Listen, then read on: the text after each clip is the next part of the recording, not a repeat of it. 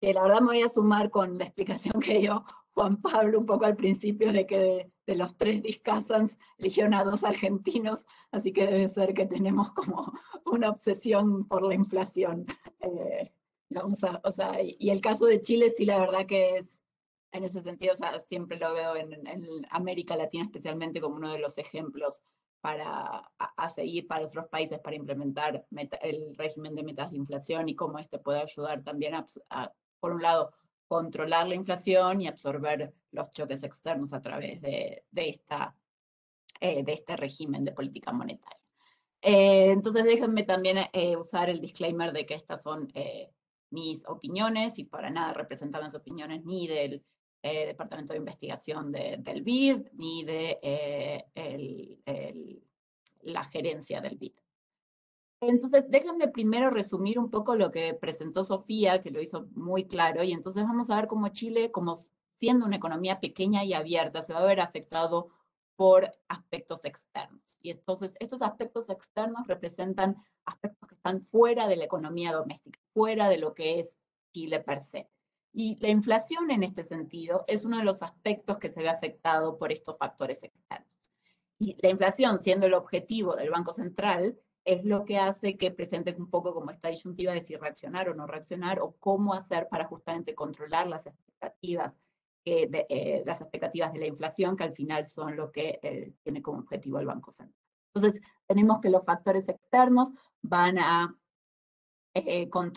producir variaciones en el tipo de cambio, que estas variaciones en el tipo de cambio van a producir, van a influenciar la inflación de manera directa, digamos, como acá se muestra, o variaciones en el tipo de cambio van a producir variaciones en el consumo de la inversión que van a afectar la inflación.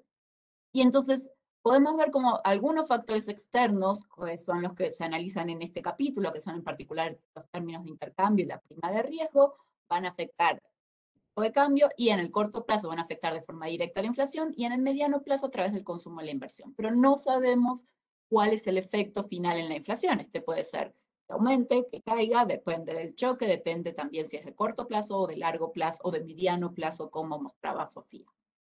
Entonces, en la primera parte, digamos, del capítulo se analiza, si quieren, estos dos factores externos, que son el término de intercambio y la prima de riesgo. En una segunda parte del capítulo se analiza el traspaso del tipo de cambio, este coeficiente de traspaso, que es básicamente cómo variaciones en el tipo de cambio afectan a la inflación.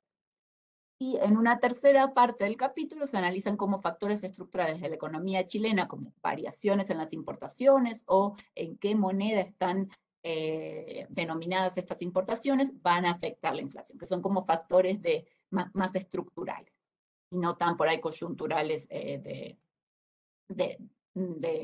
la situación. Y entonces yo me refería a factores en el corto y en el mediano plazo, porque al final como que atrás de todo esto está la idea de que en el largo plazo la inflación está determinada por la política monetaria.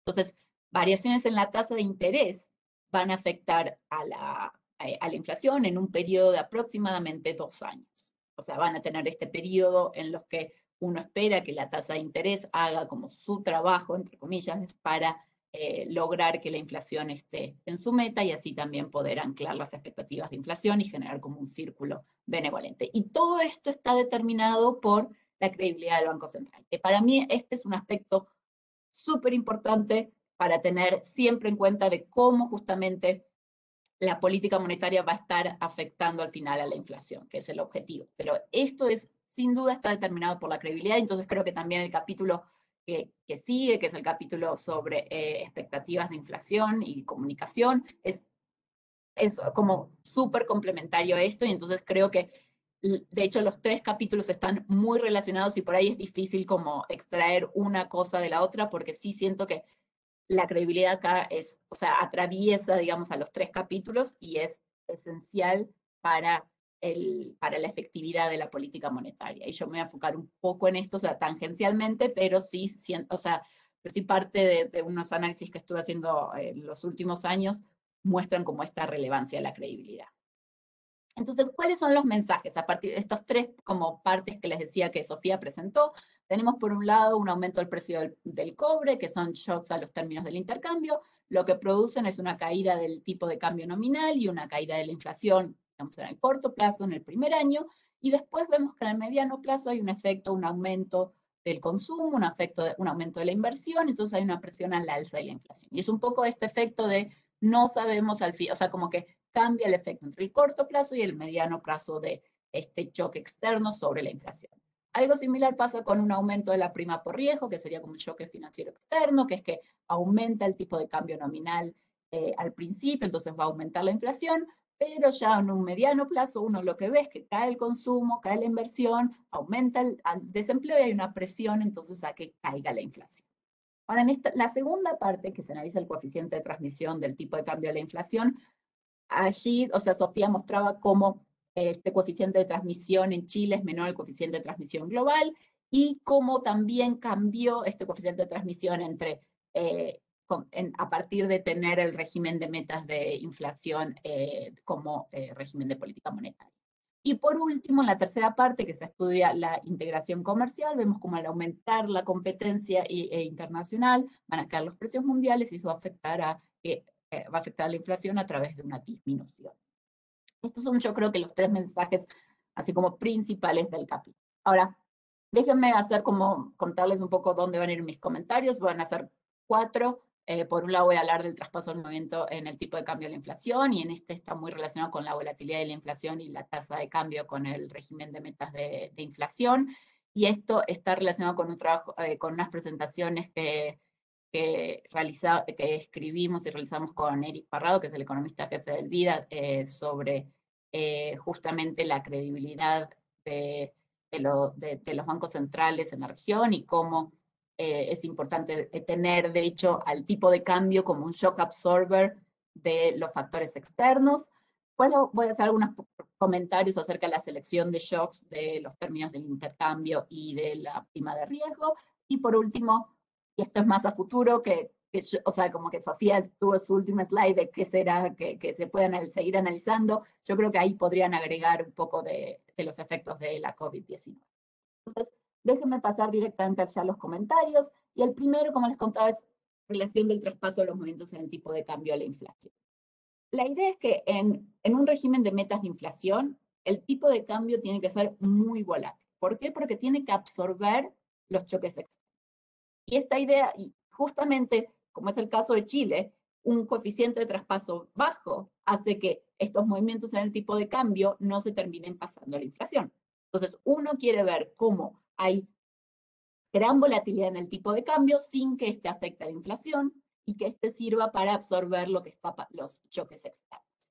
Y en este sentido, para justamente tener un bajo coeficiente de credibilidad, uno de los aspectos claves es la credibilidad en el Banco Central. Y este va a ayudar a limitar este coeficiente, este traspaso. Y esto es esencial. Yo creo que en ese sentido el Banco Central de Chile ha ganado como muchísimo terreno en esta parte. Es clave para poder controlar las expectativas de inflación y así tener también un coeficiente de traspaso bajo. Y en un mundo ideal, o sea, la inflación no estaría reaccionando a movimientos temporales en el tipo de cambio, sino que uno sabría, si las expectativas de inflación están ancladas, que estos movimientos en el tipo de cambio son temporales, que están reaccionando a factores externos, y en realidad la inflación del largo plazo está determinado por las expectativas de inflación y por la política monetaria, entonces no deberíamos de ver cambios hoy en la inflación. Este es un mundo completamente ideal, pero, o sea, y en parte como queriendo llegar obviamente a eso y a través de un ejercicio muy simple, es que nosotros vamos a ver cómo el tipo de cambio se vuelve más volátil con un régimen de metas de inflación y la inflación se vuelve menos volátil, dado justamente la implementación de este régimen de política monetaria. Entonces, acá esto es, como les decía, esto es un ejercicio súper simple. Agarramos la inflación, la volatilidad de o sea, perdón, el promedio de la inflación, digamos, la volatilidad de la inflación antes de la implementación del régimen de metas de inflación para los distintos países de la región que tienen inflation targeting, y lo comparamos a esta volatilidad de la inflación pre la implementación del régimen de metas de inflación con la volatilidad de la inflación después de haber implementado el régimen de metas de inflación. Y algo similar hicimos con el tipo de cambio. Entonces vemos cómo el tipo de cambio se mueve, o sea, la volatilidad del tipo de cambio antes de que se aplique las metas de inflación y después de que se aplique las metas de inflación. Entonces, y acá están separados los países latinoamericanos entre los que en general en el BID y en los reportes macroeconómicos llamamos como inflation targeters, como los clásicos inflation targeters, y otros son como los nuevos inflation targeters. Entonces, básicamente es por la cantidad de años que tienen de haber implementado el inflation target. Pero entonces vemos que en general en todos los países hay una disminución de la inflación, una disminución de la volatilidad de la inflación cuando se aplican en los regímenes de meta de inflación, que básicamente es que esta columna es menor a esta columna, y en verde significa justamente que va en el sentido correcto. Y con respecto a la depreciación cambiaria, vemos como no todos los países logran tener un tipo de cambio que sea más volátil una vez que tiene que se aplican las metas de inflación. Y básicamente esto es como pensar como, ok, funciona como les decía, como el tipo de cambio va a absorber los choques externos sin tener un traspaso necesariamente a la inflación. Y entonces acá vemos como Chile es uno de los países que logra tener, o sea, no es como un objetivo per se tener mayor volatilidad, pero sí es un indicador de que se está moviendo más, está funcionando el tipo de cambio como un elemento que va a absorber los choques externos, y encima, o sea, como ustedes muestran en el capítulo, hay un coeficiente de transmisión menor. Entonces, esto es clave para entender también parte de cómo juega la credibilidad del Banco Central en los regímenes de metas de inflación. Y de hecho, muchos de los países como que no se logra tener al tipo de cambio como jugando un rol esencial en absorber los choques externos. Y estos justamente son como todos estos que están en rojo. También está relacionado con que algunos de estos países venían de tipos de cambio fijo, periodos de tipos de cambio fijo, sí, pero bueno, pero es como para tener, como les decía, es un ejercicio bien simple para ver cómo se comporta el tipo de cambio, la volatilidad del tipo de cambio y la volatilidad de la inflación. Con respecto a la selección de shocks, o sea, yo entiendo perfecto porque ustedes analizan el precio del cobre y la prima de riesgo de Chile, o sea, porque uno dice, okay, son esenciales y de hecho están como los trabajos detrás mostrando que son muy importantes, pero, o sea, yo creo que eso está como muy relacionado con los modelos que se tienen detrás, y entonces estaría como interesante ver cuán importantes son otros aspectos de los factores externos para entender justamente los choques o cómo le entran los choques a Chile. O sea, en mi mente fue como, sí, si yo tengo que elegir dos choques, elijo estos, pero por ahí como un aspecto más como analítico de entender por qué realmente estos choques son. Y de hecho, sí, dado que el documento también es para más público en general, por ahí sería interesante como plantear justamente por qué son tan importantes estos choques. Y por último, como decía, o sea que Sofía había tenido también en su último slide la parte del trabajo futuro, a pesar de que la COVID se puede discutir, o sea, tiene todo un componente doméstico, y acá no son los aspectos de este capítulo, pero sí siento que hay también como algún efecto externo, y acá les muestro un extracto de una figura que apareció en el reporte macroeconómico del BID, en el último reporte macroeconómico, que es la diferencia entre la inflación anual de alimentos y la inflación anual general. Entonces, o sea, acá mostramos muchos países de la región, sin importar si tienen metas de inflación o no. Y la idea es que los países en el panel de la derecha, la diferencia entre la inflación anual de alimentos y la inflación anual general, que se vio que fue muy elevada al principio de la pandemia, después se logró controlar.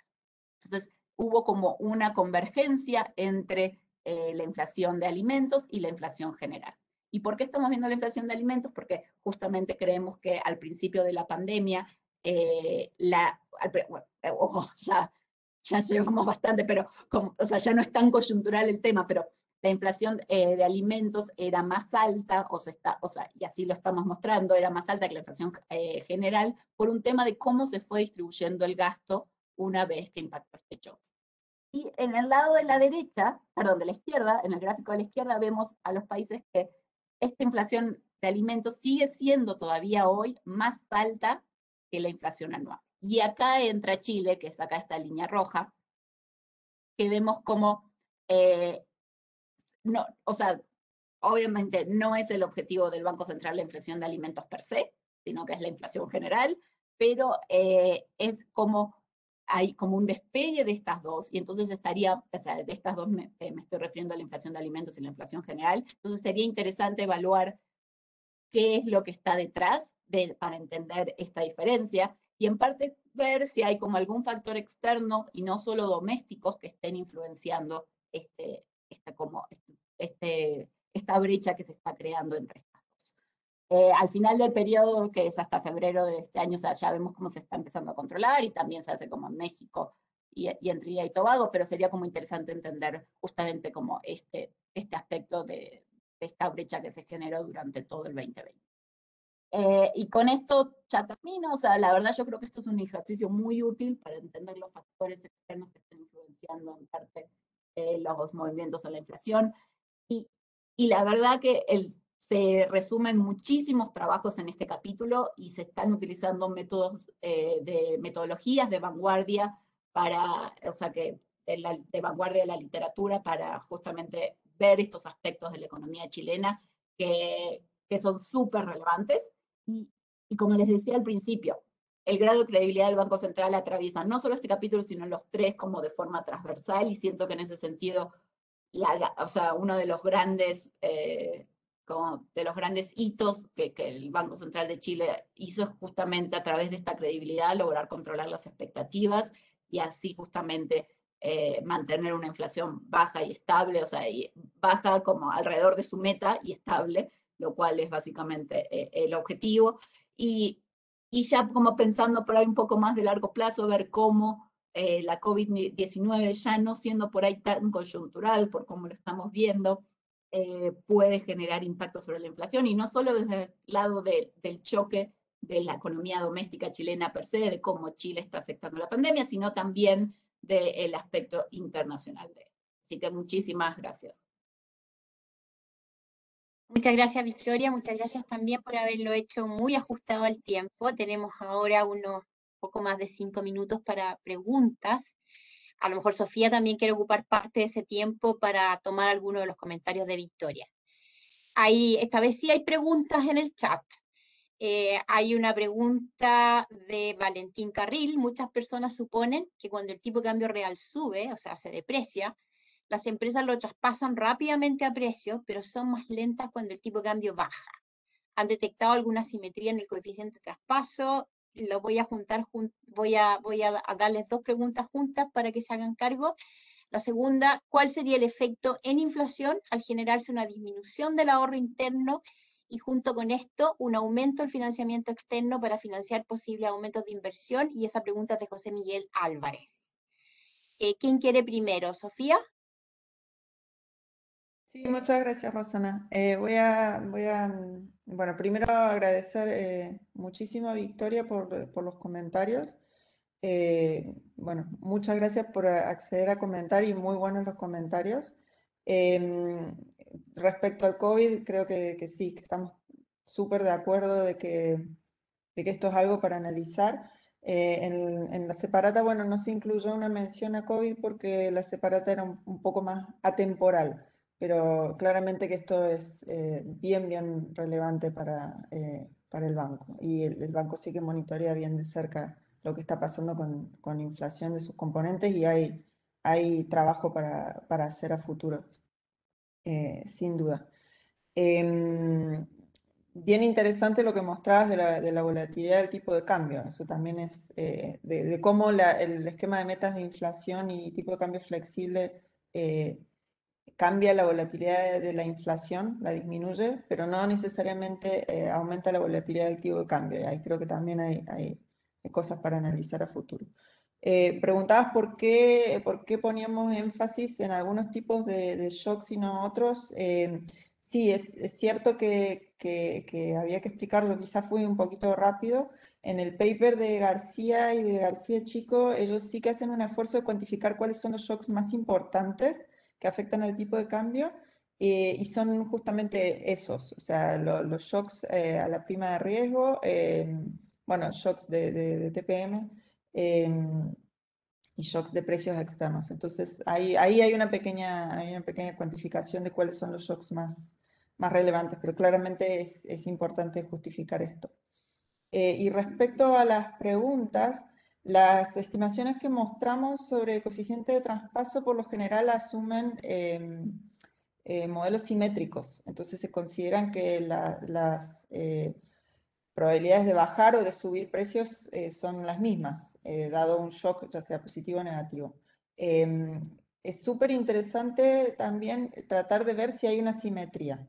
Y eso, bueno, por lo general, como dije, los modelos con los que trabajamos estas cosas son simétricos, pero sí que sería relevante ver si efectivamente hay asimetrías y si esto, cómo influye sobre las estimaciones de coeficiente de traspaso, así que eso lo vamos a poner como un bullet en la investigación futura. Gracias.